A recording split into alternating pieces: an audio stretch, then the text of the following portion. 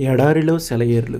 November 13 తన పిల్లలను తన ఇంటివారును నీతి న్యాయములు జరిగించుచు యెహోవా మార్గమును గైకొనుటకు అతడు వారికి ఆజ్ఞాపించునట్లు నేనతనిని ఎరిగియున్నానెను. ఆదికాండము 18:19. బాధ్యత గల వ్యక్తులు దేవునికి కావాలి. అబ్రహాము గురించి ఏమంటున్నాడో చూడండి. తన పిల్లలకు అతడు ఆజ్ఞాపిస్తాడని నాకు తెలుసు. ఇది యెహోవా దేవుడు అబ్రహామును గురించి చెప్పినది అతనికి కలుగుచేయునట్లు చేసింది. దేవుడు నమ్మదగినవాడు. మనం కూడా అంత నమ్మకస్తులుగా స్థిరులుగా కావాలని కోరుతున్నాడు.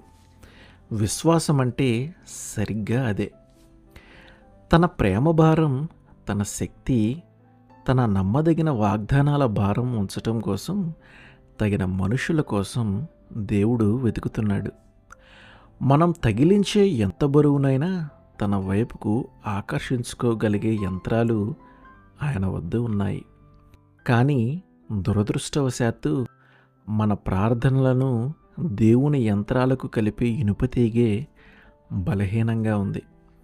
అందుకే దేవుడు మనకు స్థిరత్వాన్ని, దారుఢ్యాన్ని చేకూర్చటానికి విశ్వాస జీవితంలో శిక్షణనిస్తున్నాడు. మన పాఠాలను సరిగ్గా నేర్చుకొని స్థిరులై ఉందాము. శ్రమను నువ్వు తట్టుకోగలవని దేవునికి తెలుసు.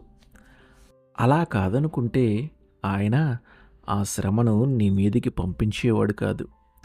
శ్రమలు ఎంత తీవ్రమైనవైనా ఆయన మీద నీకున్న నిరీక్షనే వాటికి జవాబు. దేవుడు మన శక్తిని ఆఖరు అంగుళం వరకు కొలిచిన తరువాతే దానికి పరీక్ష పెడతాడు. ఆయనలో మనకున్న శక్తిని మించిన పరీక్ష ఎప్పుడూ మనకు రాదు. ఆమేన్.